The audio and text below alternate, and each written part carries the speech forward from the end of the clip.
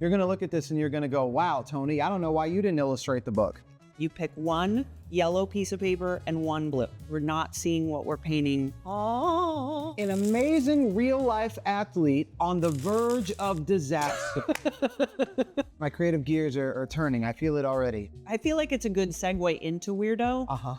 Because, like, our poor main characters, I wouldn't say on the verge of disaster, but it's like, this is an emotional book. Very much so.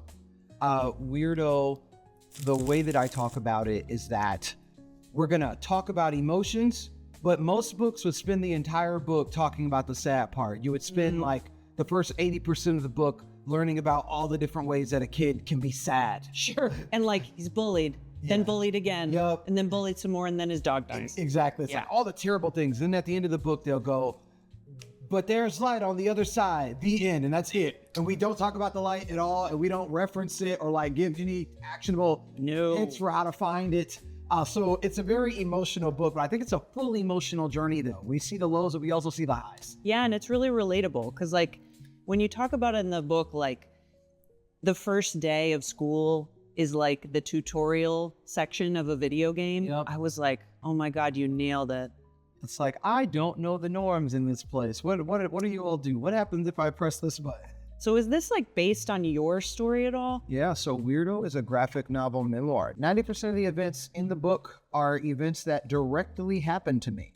That makes me feel annoyed with other people, like in kids, as they're finding their way in this world, that they would be like that. Because reading it, I was like, don't do that to other kids. Yeah. Don't be that way when you're trying to figure out who you are in this world.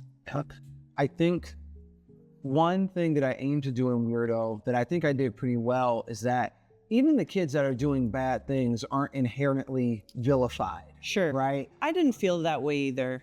I was still just mad at them. I felt defensive.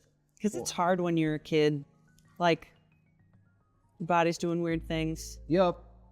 You're in a weird place. You're trying to be smart and you're real dumb. There are all these smells. You're like, what is this? Is this me? Is it someone else? Did you say all these smells? Yes, all the. I mean, have you been in a middle school recently? You walk in there and you're like, what is this scent? I don't even know what the pieces of this are. I love that. All these smells. What was the genesis of this? Did you just need to like get it out? Because I think it's really helpful for kids to read this in a format that's fun. Well, for me, I started writing Weirdo because I wanted to help. Youth suicide, depression, and anxiety rates are the highest that they've been since we started measuring. And when I originally started writing Weirdo, it was right after schools had been shut down and we had switched to distance learning. And I knew that kids were hurting. Sure. That they needed support. And stories were really helpful for me when I was at that age. So I wanted to make a story that would be helpful.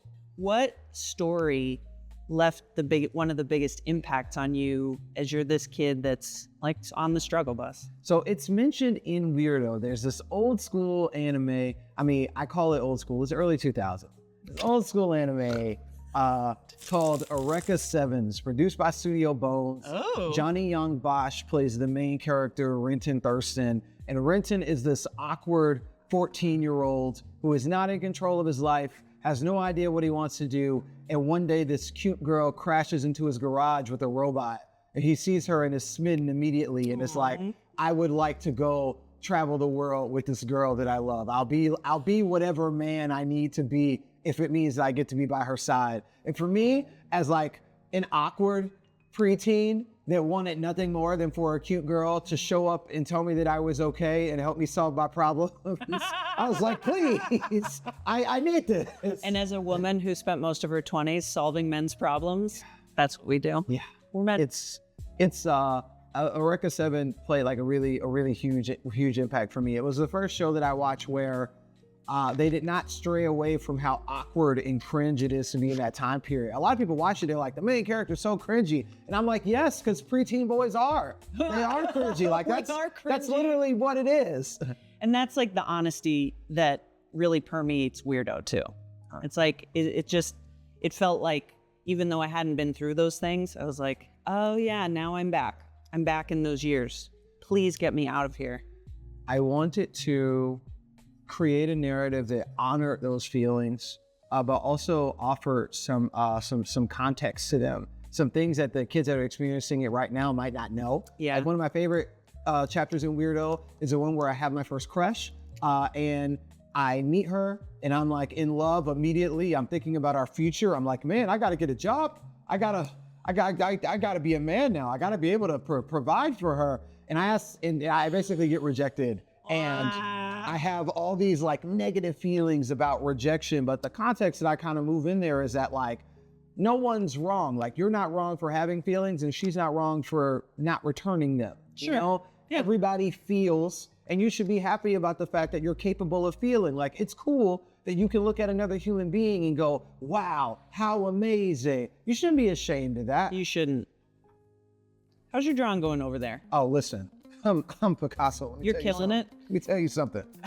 It looks amazing. I can't wait to see this. And tell me about the illustrations in Weirdo, because you didn't do those. I did not. Now, were your illustrators, their siblings? Yeah, so I got to work with a group of twins, Jessica and Jacinta. They are from Indonesia, and they are super, super talented illustrators. So when I was looking for people to draw Weirdo, I spent a good 6 months looking through artist portfolios. And one of the things that was hardest for me is that a lot of artists didn't have Black characters in their portfolios. So I'm like, oh man, dude, you know how to draw, but do you know how to draw Black people though?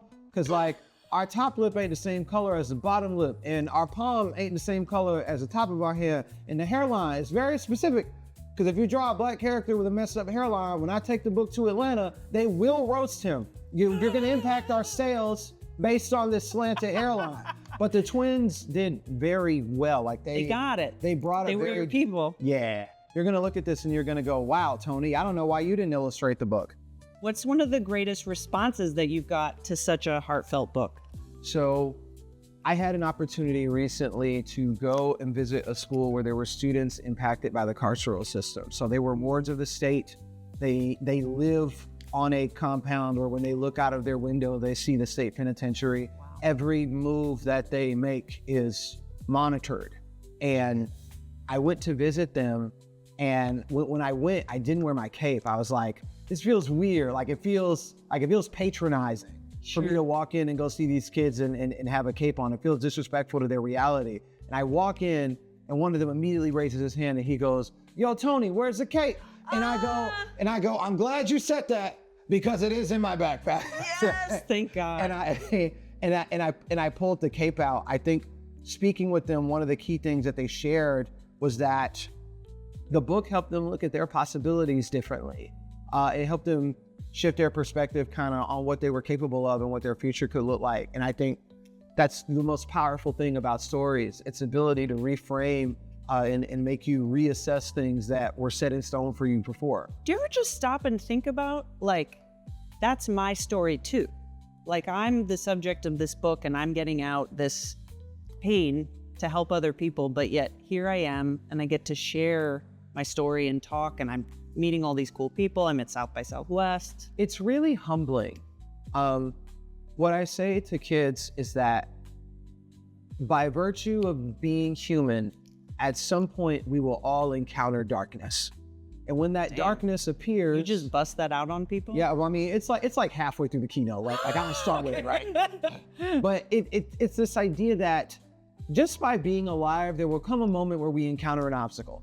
And that obstacle is gonna be so big, it's gonna be so scary that we're gonna feel like there is nothing beyond that obstacle. Like we're all by ourselves and our life will be defined by this thing that is in front of us forever. But if we have the courage to keep moving forward, we'll find the light required to get out of the dark, whether that's in ourselves or in the community around us. When we get to the other side, we get to be the light for other people. And the thing that humbles me about Weirdo is that I get to be that light. It's not something that I take for granted, and I feel very privileged anytime a young person has read my book and has been positively impacted by it. There's something else now that you need to come out on the other side of. Right. Theoretically, I mean, it's like you've come a long way already.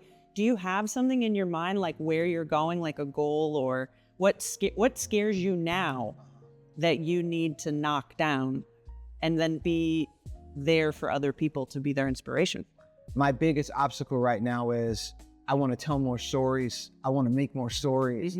And unfortunately, we exist in an industry where it's not really about the quality of the story. It's more about, do the powers that be believe that you can make something that they can sell? Sure. So it's like, I can make the story. It's not that I lack confidence in myself. It's say, I got to make you see the thing. And making somebody else see your value is always a weird position to be in. I feel like Weirdo needs to be like the new animated series. It needs to be a new movie. Like, let's jump on that. I agree. Are you ready to reveal something that potentially you might be very scared to reveal? Scared? Are you joking? I'm a natural. All right. Okay. Of course. Listen. Silly me. I'm a natural. Okay, it's really me who's scared. Drum roll, please.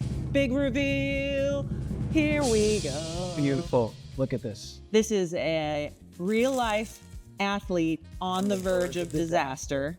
Now, before we reveal, I want you to know it's valid no matter what artistic level you're at, okay? Thank you. Thank you so much, Tony. I intimidate people sometimes. I want you to know what you have is valid, okay? So sweet. Okay, thank you. Lay it on me. Beautiful. Knock me down. Just get me out of here. Tell me about this masterpiece, please. Michael Jordan is about to dunk the ball. As you can see, his tongue is out of his mouth. That's how you can tell it's Michael Jordan. That's how you know. He has Air Jordans on as well. Yes, you can tell. Okay, he's about to dunk the ball, but he is over a pit of fire. Okay, so as soon as the ball goes through the hoop, he's gonna make the point, but then he's gonna fall into the pit. You know, some people might describe going to a basketball game as being in hell. Yeah. Not me, but I mean, obviously. And I love the basketball net, by the way. Yes. It does look like a closed eyeball. Big lashes. Yes. Okay, are you ready to see mine? Oh, I'm prepared. Bam. Oh, this is beautiful. Okay, so this is athlete Esther Williams. Okay. She's like a synchronized swimmer lady from the old-timey movies. You can tell because she has a bikini on and a yellow bathing cap. She is about to be eaten by a very judgmental and furious alligator. Is she shooting the bolt at the alligator or vice versa? Do you know what? I put that in there last minute while you were talking about changing people's lives, and I think what I'm interpreting this as is that they have a deep spiritual connection and they might get married. I love this actually. Like, she's not on the verge of disaster, might be their marriage. Enemies to lovers. This is great. We could sell this right now. Right? Actually. And Get we the might. pitch together. Okay, this is... It's like Shape of Water meets... we get the log line together. Meets actual, just an alligator movie. Yeah. Alligator. Yeah. Where they're in this... Yeah, perfect. Amazing. And that is literally how this ends. Beautiful work. Oh, yes. Beautiful work.